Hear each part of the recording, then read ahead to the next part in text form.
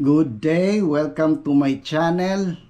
Muli tayong magbabalik. Ito ang Apollo Manlawe YouTube channel.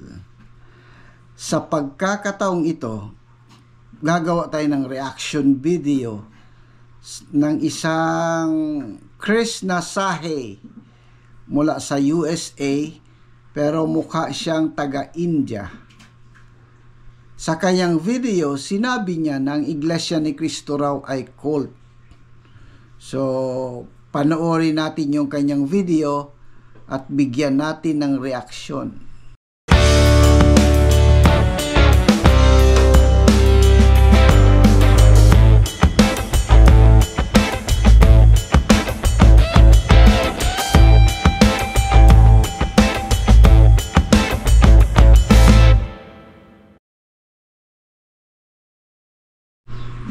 Okay.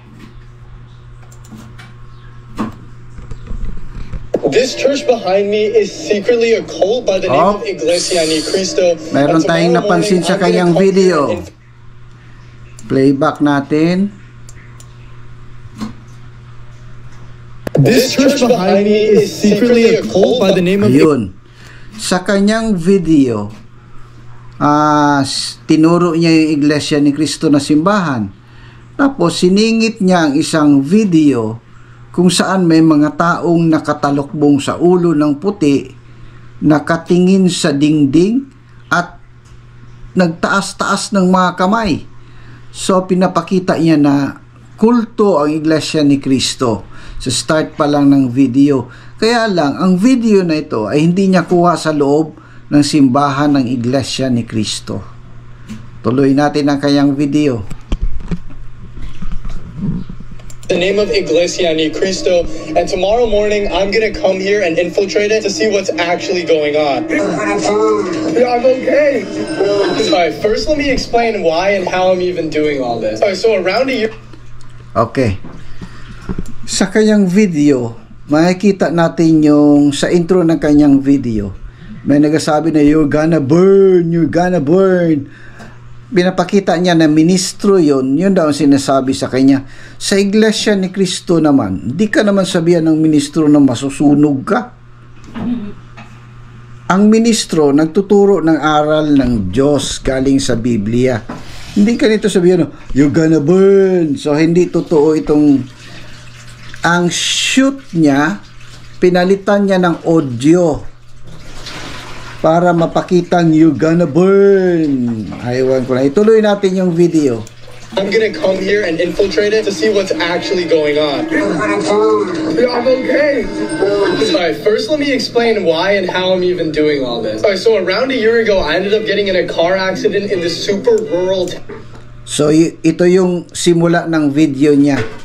Mayroon daw car accident called Blue Ridge. And when the police officer got there, he told sa isang lugar sa Texas na Blue Ridge me that I shouldn't be standing on the side of the road like that because the people in the town are crazy. Yung nakatayo daw siya sa gilid ng road. Sinabihan siya ng police that you should not be standing on the road like that because people of this town is crazy.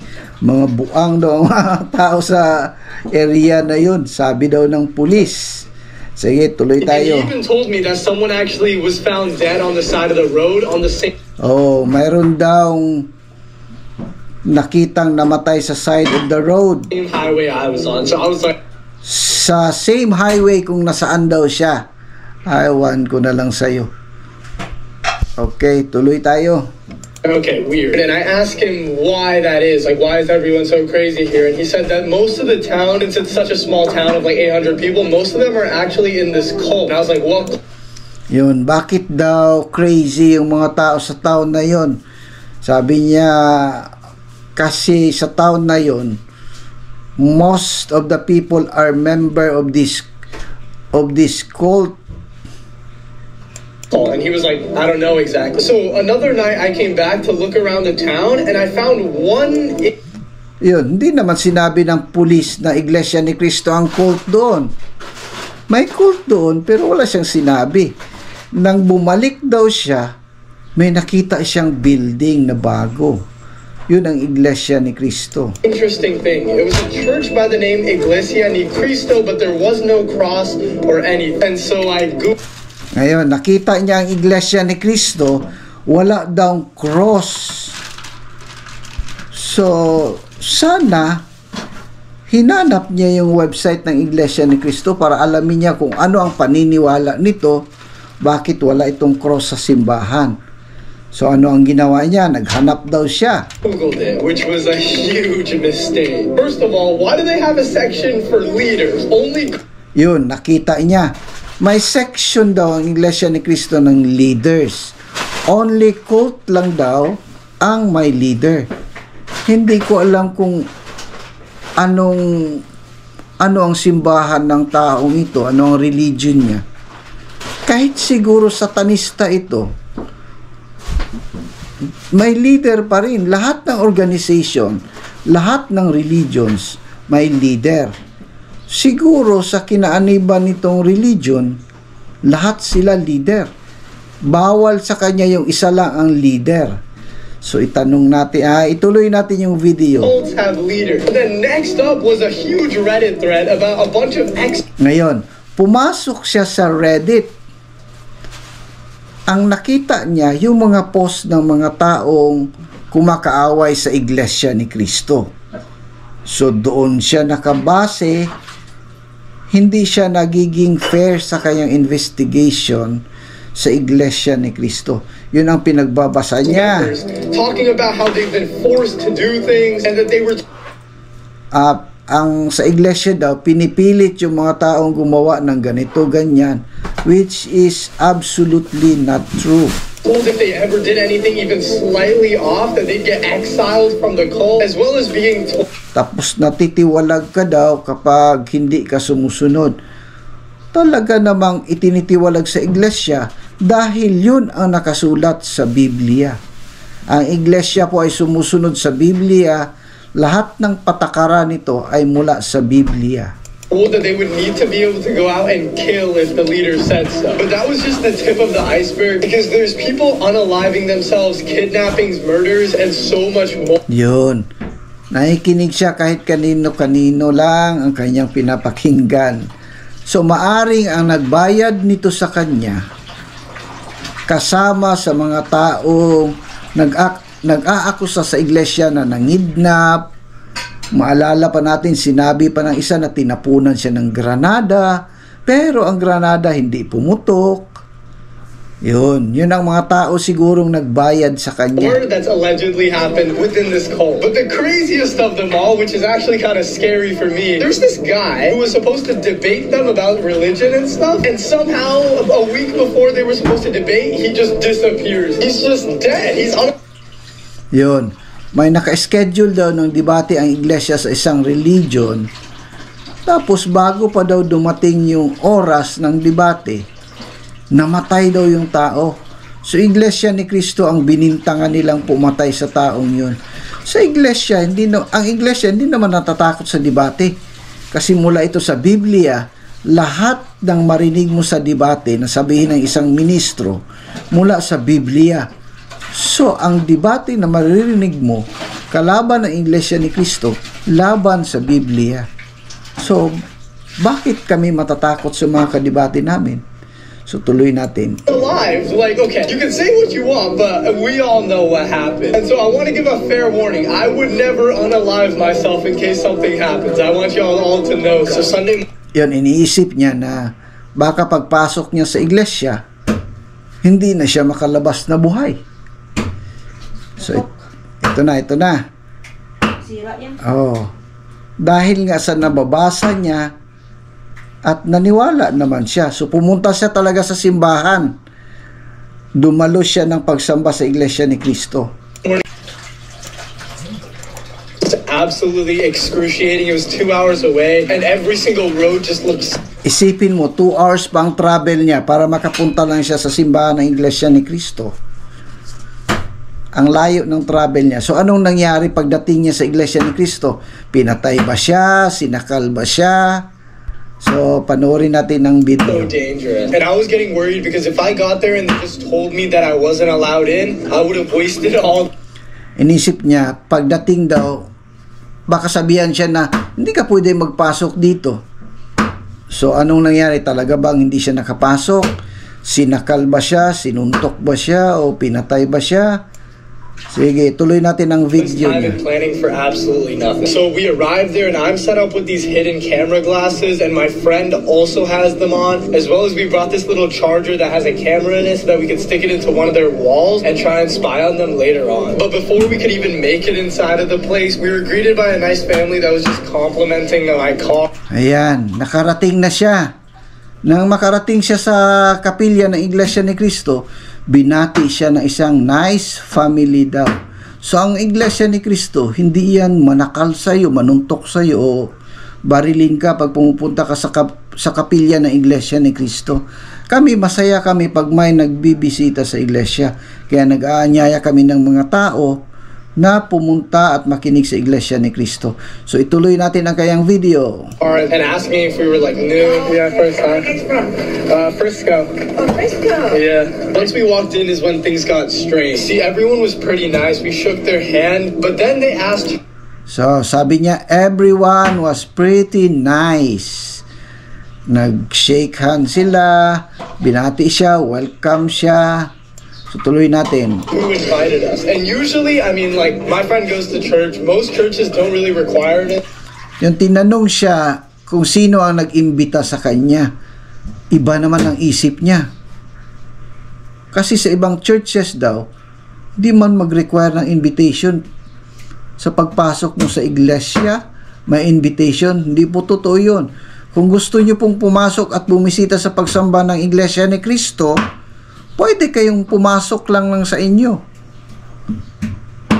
Pero dahil nga sa isipan ng tao na hindi kayo pwedeng pumasok, natatakot silang pumasok. Ito na, ituloy natin ang video. You can just go there if you want to and worship, but I guess they needed one. And luckily, thank the gods, someone else said, did Jeremy invite you? You're a friend of Jeremy? And we just went along with it and said yes. As you can tell from my friend's face, it felt like we had just hit the most devious link of the century. And it worked like a charm because we got in. And what they did was separate us. There's these things called brothers and sisters, so the guys with... Yan, una niyang napansin. Inisip niya, sineparate daw sila. Pero sa pagsamba sa Iglesia ni Cristo, nakaseparate ang lalaki pati ang babae. So yun ang una niyang napansin. Sit on one side and the girls would sit on the other. And as soon as we walked in, everything just looked like a normal church at first. There was a choir, a couple people standing by the podium, but everything was about to change really quick. First thing we noticed, they started singing songs, which is normal, but the songs were just about suffering and pain. Yun, ang song daw about suffering and pain. May mga awit naman na ganyan talaga. Kasi yung paglalakbay ng Iglesia ni Cristo, it's not all happiness. Mayroon talagang suffering, mayroong pain. Lahat na experience ng lahat. Literally the whole time. Like, you can't make this up. They were talking about how you were going to suffer and be in pain if you didn't obey over and over again. Yan. Parati daw, inuulit-ulit daw pagsabi, pag hindi ka sumusunod, magkaroon ka ng suffering, magkaroon ka ng pain. Ang iglesia, kapag sumasamba, may sermon siya, parang lecture yan.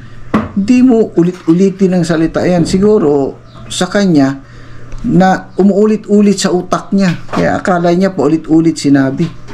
It was just extra. And I quickly found it really odd that throughout the entire church, the outside, the inside, there wasn't a single cross, even though they claimed to be... Yan. Nagtataka siya kung bakit walang cross. Ang cross po, Mr. Krishna, ay simbolo ng Katoliko.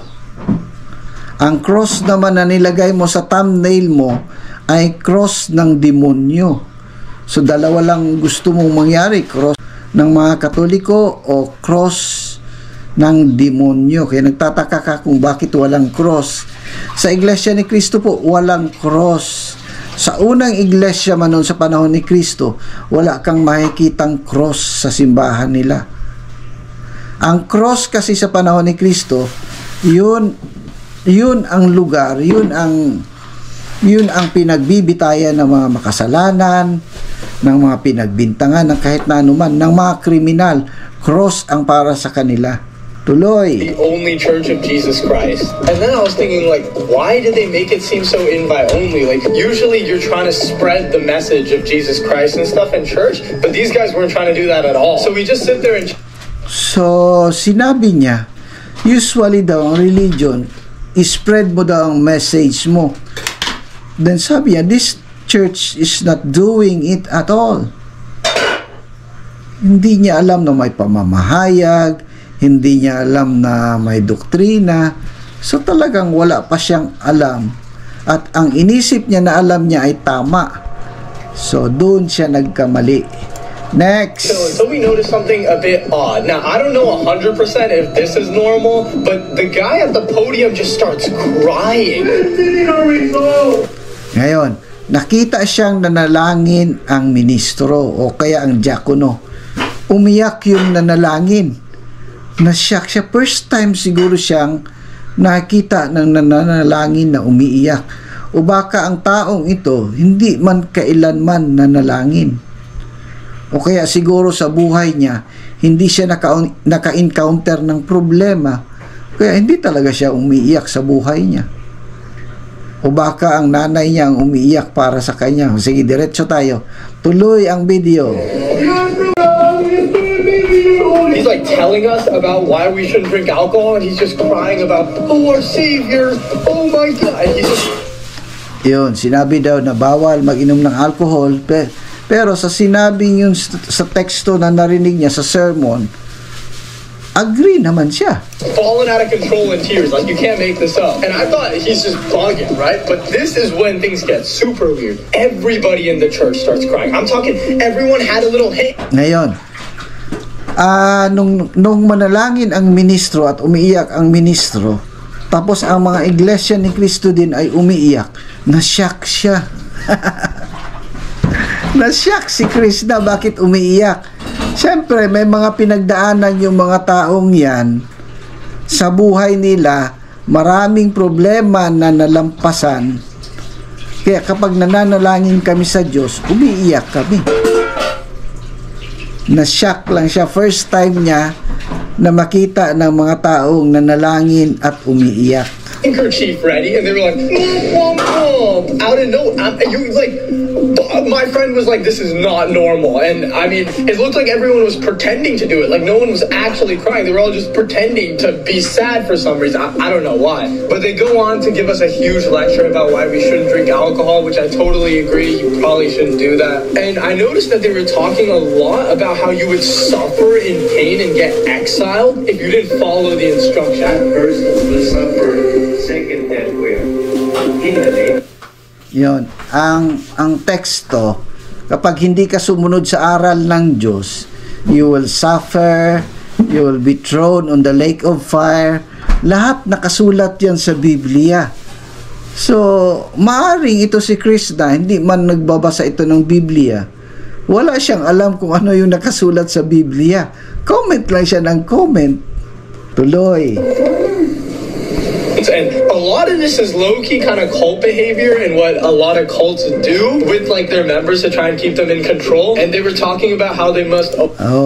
ang members daw in control. Sa iglesia kasi, isang espiritu yan. Isang taong bago, isang espiritu. Kaya kung makita mong gumalaw, halos magkapareho. Obey and all this stuff, but this could just be a little extreme until they mentioned that they were praying and hoping for this guy called EVM, Eduardo. Ngayon, ang bawat iglesia ni Cristo, kapag nananalangin kami, sinasama namin sa aming panalangin ang aming executive ministers. Executive minister si kapatid na Eduardo V. Manalo. First time niyang narinig yung ganong panalangin. So nagtaka siya. Iba naman ang inisip niya. Ngayon nga, sa kasalukuyan, ang Catholic Church is calling for a prayer para sa kanilang Pope dahil nagkasakit nga si Pope Francis. So tumatawag, nanghingi ng panalangin. Sa iglesia, automatic na namin pinapanalangin ang aming tagapamahalang pangkalahatan. Automatic na yan. Sa bawat panalangin namin, sinasali namin siya. So, nagtaka lang siya, nabigla lang siya. at iba na ang iniisip niya. Manalo to have like greatness, right? And they were talking about how these ministers and all these higher ups were appointed by God to run these churches. And it's just interesting that there's like a person and like a leader that's kind of being prayed for as well. And that's when we quickly realized that if we maybe try and befriend these guys and try and be nice to them and attend more events, just maybe we would actually be able to connect with the leader or a very higher up later on. Yeah. Maganda yung kayang naisip na dapat mag-connect sila sa leader ng church para kung may gusto silang itanong, pwede nilang gawin. Magandang ideya yun para kay Krishna. Okay sa akin yun. Dapat hindi ka magbabasa lang sa Reddit, sa internet. Pumunta ka sa ministro, doon ka magtanong. Now, this is when the next really weird thing happens, right? Usually at church, you can record, take photos. I tried to take... Wait. Kasi merong video siya doon. Interesting that there's like a person and like a leader that's kind of being prayed for as well. And that's when we quickly realized that if we maybe try and befriend these guys and try and be nice to them and attend more events, just maybe we would actually be able to connect with the leader or a very higher up leader. Yan yung, may video dito na pinapakita na ministro daw yon. Tapos sinasabi na ito pakinggan natin na sinasabi daw ng ministro. Sabi daw ng ministro, I'm trying to save you. Parang off yun. Wala namang ministro na magsabi na I'm trying to save you. Kasi ang ministro, magtuturo lang yan ng salita ng Diyos mula sa Biblia. Ang mag-save naman ay si Kristo. Si Jesus Christ, our Lord Jesus Christ. So, walang iglesia ni Kristo na sabihin na iligtas kita. I am trying to save you. I want. Kaya nagkamali si Krishna sa paglagay niya ng audio, sa paglagay niya ng pananalita sa sinasabi niyang ministro. This is when the next really weird thing happens, right? Usually at church, you can record, take photos. I tried to take one photo of the choir. You can't make this up. Yun. Sa loob ng iglesia, bawal po ang cellphone doon. Hindi ka pwedeng mag-picture doon na ano. Bakit? Dahil ito nga, solemn ang pagsamba ng iglesia. Lahat ng pumapasok doon, walang iniisip kundi sumamba. Kung bisita ka, gusto mo magtingin-tingin, pwede, pero pag picturean mo, hindi pwede yun. Dapat irespeto nyo kung ano ang policy ng isang organization kapag pumasok kayo. Kahit saan kayo pupunta. Pag sinabing bawal magpicture, huwag ka na magpicture. Tuloy. Guy in the back who's been watching us the whole time. I don't even realize that we've been being watched this whole time. But he's been watching us. He comes up to us and he's like, hey, excuse me, if you record one more time or take a photo of anything, we will have to kick you out. Don't you want us? Sinabihan daw siya, kapag mag-picture ka pa o mag-record ka pa, we will kick you out. May diakono bang magsabi ng ganon? Siyempre, pag ganyan, sabihan ka lang na bawal po mag-picture dito, hindi po. Yung sinabi niya na hindi daw siya 100% sure kung cult ba talaga yon sa kanyang mga nakita. And I even donated money because, you know, as much as some of the things might be weird, I don't believe that everyone there is just a horrible person and actually bad. So I donated, and as we... So, nakikitaan din siya ng good side. Sabi, I don't believe that all the person there are bad. So, nag-donate daw siya ng pera. So, yun, nag-abuloy siya. Kasi abuluyan na. We started to leave, I knew I had to get further. So, I started chatting up random people and so did my friend. And we eventually connected. So, ang maganda lang nito, gusto niyang malaman pa further kung ano ang iglesia ni Kristo. So, nag-hire siya ng couple of the members on Instagram, ng tao na interviewin niya. Some of the ministers just tried to be overall polite, and sure enough, by the grace of God, yan. Overall, polite yung mga tao doon. Ganyan naman talaga ang iglesia ni Kristo eh. Mababait, polite, magalang, ano pa ba? Walang masama sa amin. one of the people we talked to was actually trying to escape and get out of the cult. And Ayun. Nagdrama na siya. Nag-hire siya ng interviewin niya. Tapos, ang interviewin daw niya, who is trying to get out. Sa iglesia naman, kung lalabas ka at lalabas, wala namang makialam sa'yo. Magsalaysay ka lang, magsulat ka sa papel na ayaw mo na sa iglesia, then you're out. Ganun sa iglesia, wala pong pinipilit sa iglesia. Willing to do an interview with us. Obviously, we had to keep a lot of this confidential, but it was nuts, and this was definitely going to help us get one step closer to eventually meeting the lead. Nice to meet you. My name is Krishna. My name is. Okay, wait. Actually, can you blur that out? Yeah. Is there like a reason? Like, you usually like, does everyone like kind of know each other or something? Yeah, it's a pretty tight circle in the U.S. There's not a lot of few members. Now let's get into some more interesting questions. Do you actually believe that this is a cult? It usually depends on what you kind of consider is a cult, but everyone who's not in it would say it is. Really? Yun, yung tanong niya, do you consider it a cult? Siyempre, pag nasa loob ka, hindi mo sabihin na cult ito, pero ang mga nasa labas, yun ang iniisip nila. Wala naman ako nakitang mali doon sa sagot niya eh. Friends and stuff. What kind of happens if someone's caught like breaking the rules? You know, like is there like some huge thing that happens? Is there like some way they kick them out? They get stoned to death. Are you serious? No, I'm just kidding. Okay. That was like back in the day. Okay, back in the day. Yung tinanong siya kung may mali daw nagawa yung isa, ano daw ang ginagawa ng iglesia? Sabi niya, stone to death. Totoo naman yun, pero yun yung sa unang panahon. Stone to death yung mga sa bayan ng Israel kasi yan. Okay, that's all our reaction video for today. My advice for Mr. Chris Nasahay is you continue attending church worship services. You continue attending church activities so that you will discover more and more and more if Iglesia ni Cristo is really a cult. So sa lahat ng mga nanonood dyan, maraming salamat sa inyo. Paki-click ang like and subscribe to this channel. Sana may makita pa tayong mga video na tayo ay makareact katulad nito. Maraming salamat po.